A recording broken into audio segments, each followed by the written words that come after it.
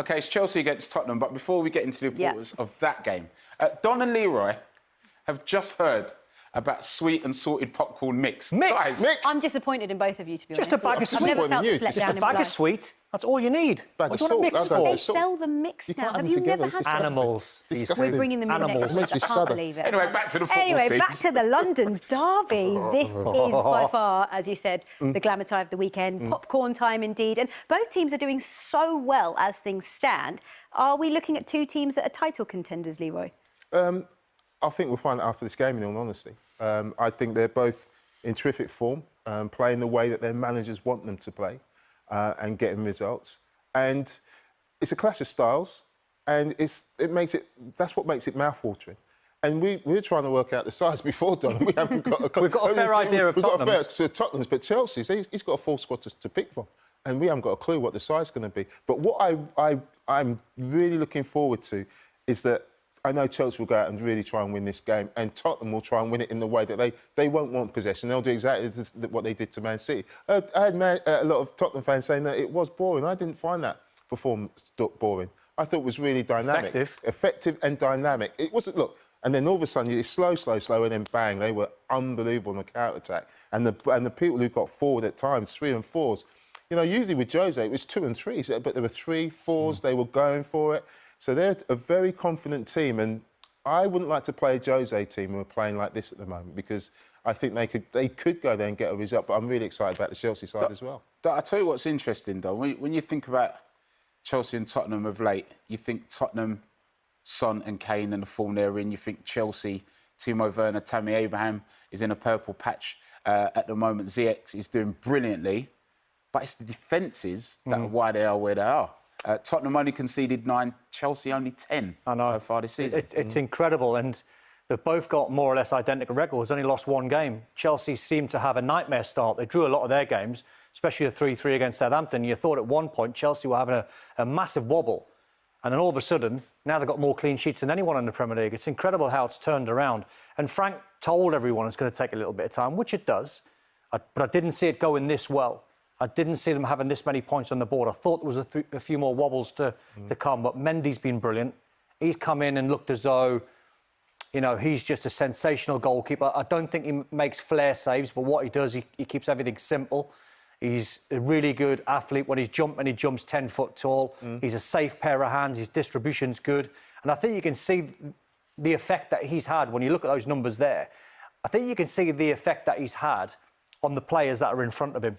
I think everyone now seems to have parked the Kepa and thought, well, he's gone for a bad time, and we've all been there. We're not sure what's going to happen. We're not sure if he's coming. We're not sure if he's going to come for crosses and make mistakes and drop things as everyone does when you're going through a bad period. Now they're looking behind them thinking, we've got a very solid goalkeeper who communicates well, excellent shot stopper. You tick all the boxes, I would imagine, for a goalkeeper, and he ticks nearly every one of them. And it makes a difference, doesn't it? You can see it straight away. That defence looks so much more solid, so much more confident. They trust in their goalkeeper. And how important will Thiago Silva be, do you think, in this match specifically? Because he's somebody that's been so important so far this season for Chelsea. Look, he's going to be massively important, and it's about his brain, because no one's been able to handle Harry Kane and his talking and what he does, and how he organises people in front of him will be really, really important. And Don's absolutely right about Mendy and Thiago Silva. All of a sudden, they look calmer, you know, when they're defending. You need to have that confidence in how you defend. Whereas with Chelsea before, certainly with Kepa, certainly with the younger partnerships at the centre of defence, they panicked at times. And what I would say about both these sides, you look at their signings, and it's kind of weird to say that the only one we haven't seen enough from all the signings in both sides is Gareth Bale.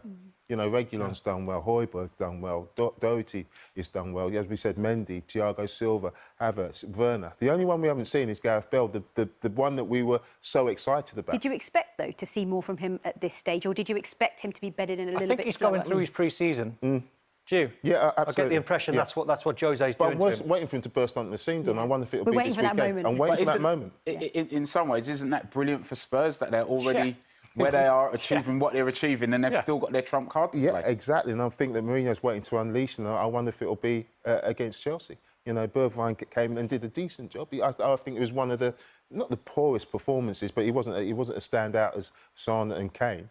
And I'm wondering if this will be the moment where he says, look, this is your moment, go and take it. Sticking with Tottenham for a moment, Do you think that Jose Mourinho has now won the hearts of the fans? More so, I think, the players. I think what I see now, and I've seen it of late, Seema, that I think all the players now have bought into this new Jose Mourinho. I think if Jose Mourinho said to Harry Kane, I want you to play right wing against Chelsea, Harry Kane does it. And I think times up by another 10 people. I think you could literally pick any player and drop them in a different position and say, if you do that, trust me, we beat Chelsea. I think the players do it. I think Don's absolutely right. I think he's got the hearts of the players. I don't think he's got the hearts of the fans.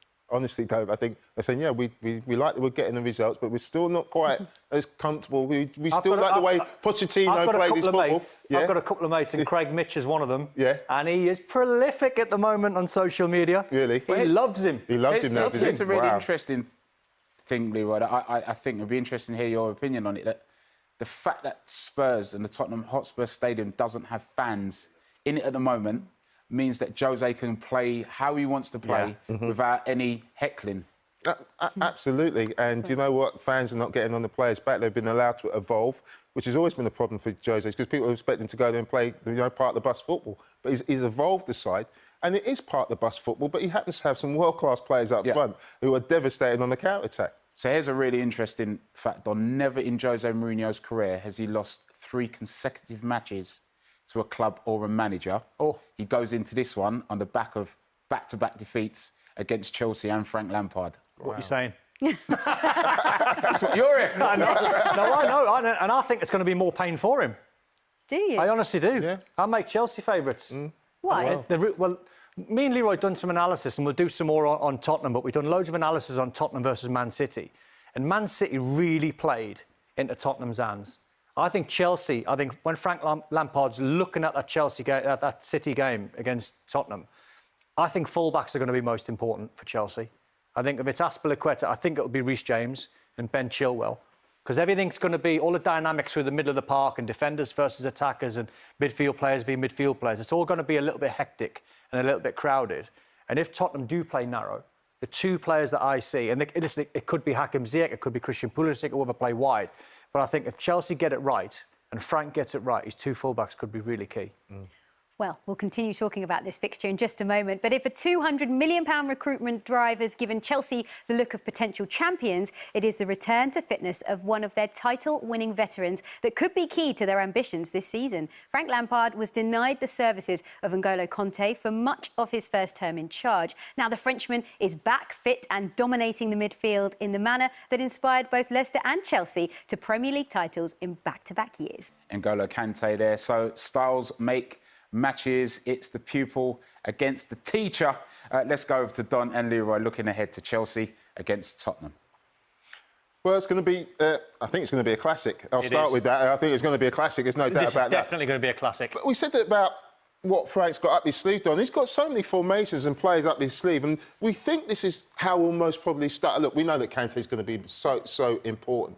But can he start with Jorginho coming into that midfield just because he's worried about Harry Kane? Maybe play a 4-2-3-1 formation with maybe Pulisic coming in on the left, and Havertz and Ziyech, then Werner up front. Options everywhere, isn't he? He's got options everywhere. But it's key, I mean, we've already spoken about this, how they defend, how this guy organises this back four and how he controls Zuma as well. We know that James and Chilwell are going to bomb up the line, so they're going to give the width. We know that Ziyech's going to operate in that little space in around the corner of the 18-yard box. We know Werner's going to be making diagonal runs into the box, but it's when they lose possession high up the pitch, it's how he organises dealing with him. But I think we know how Tottenham are going to play, don't we? I think it's going to be this. If I asked you, Leroy, out of the starting 11, how many were rested on Thursday night for this game? Wow, well, 5 or 6? 9. 9? 9 players at this 11, if I'm going to be correct in terms of the team that I think Jose will play, 9 of them were rested for this game. That's incredible. And there's matchups everywhere.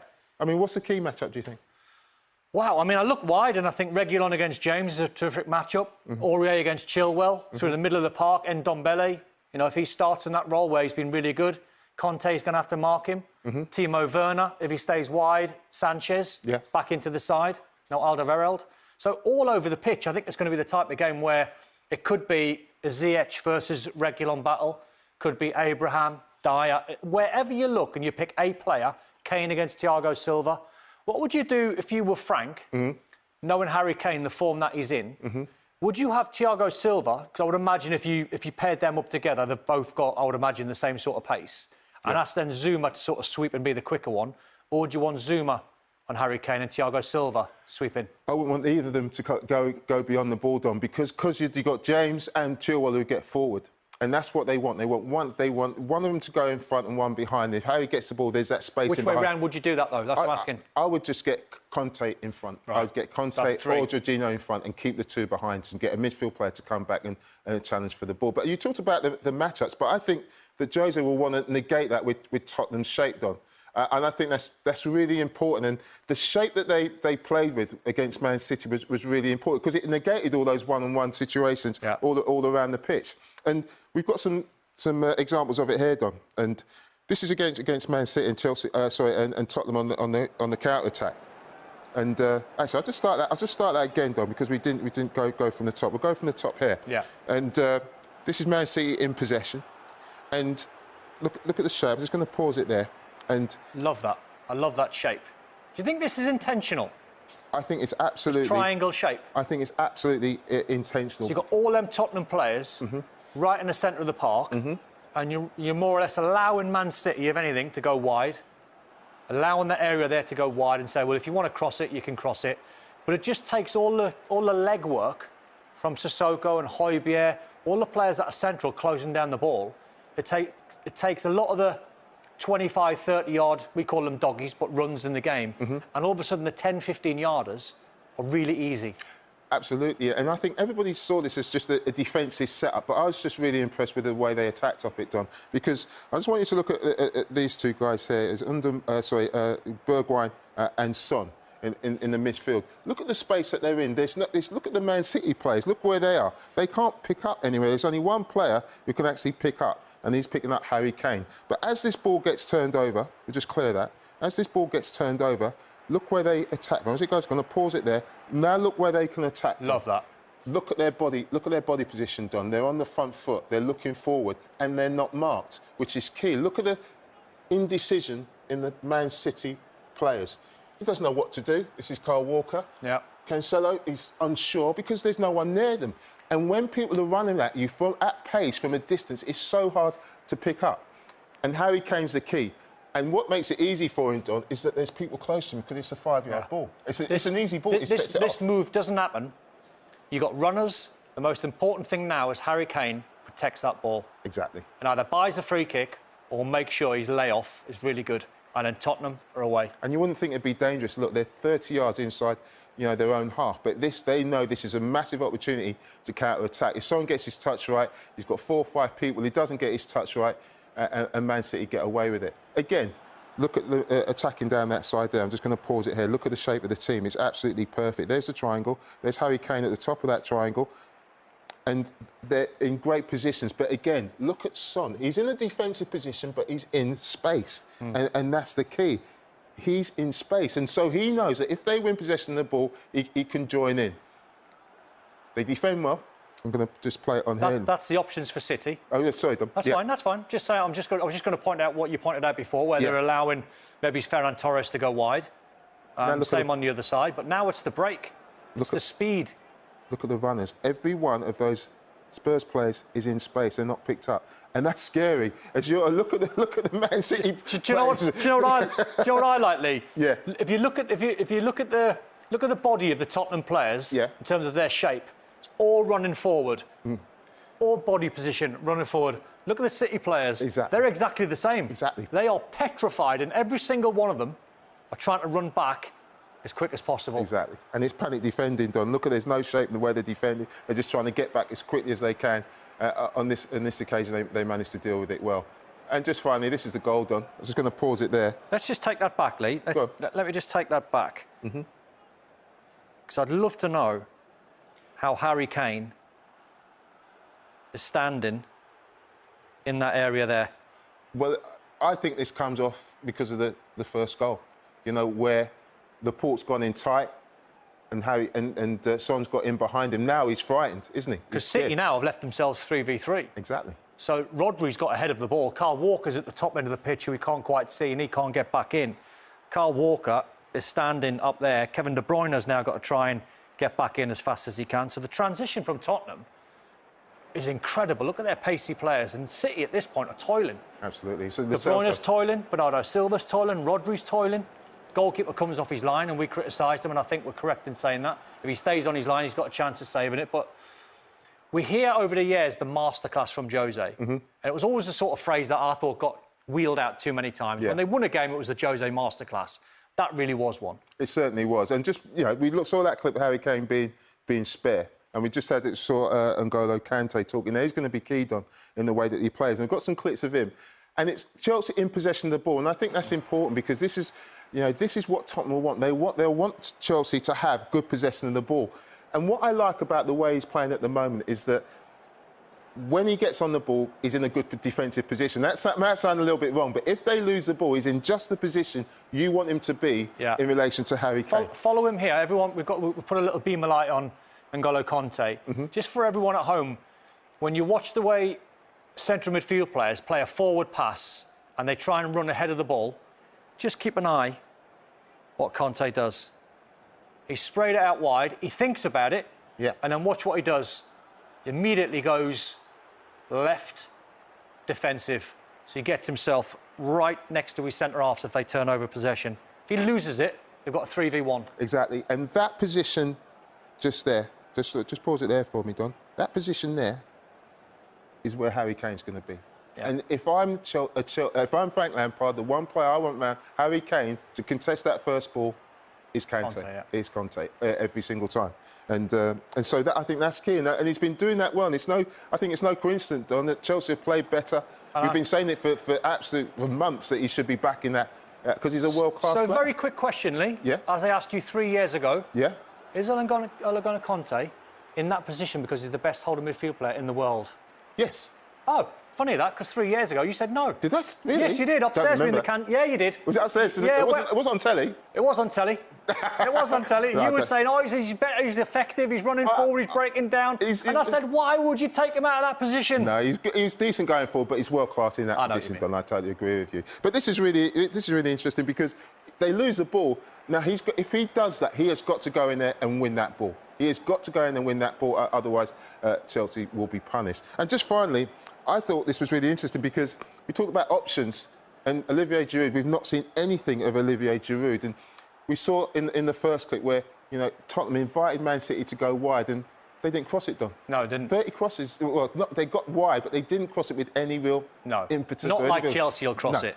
And if you've got Abraham and you've got Giroud, James and Chilwell or Azpilicueta, they're going to put the crosses in the box all day long. Exactly, and this is what Giroud could bring. So, you know, I'm wondering if this might be a time for Giroud. We're talking about a time for Bale, but is this a time for Giroud where you know you're going to have plenty of the ball? You know that, you see against Norwich that, you know, they've got bodies in the box and the ball goes in the box. And that's what he's going to do. He's going to make them cross it. He's going to get on the end of things.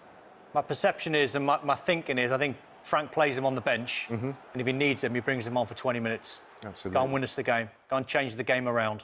But the thing is, got match winners on the bench as well as on the pitch. It's going to be a classic. It certainly is. Look, so there have been some memorable matches between Chelsea and Tottenham through the years, but none more infamous than the Battle of the Bridge, as it became known in the days afterwards. Chelsea put an end to Tottenham's title hopes and hand Leicester the most unlikely of crowns in the process.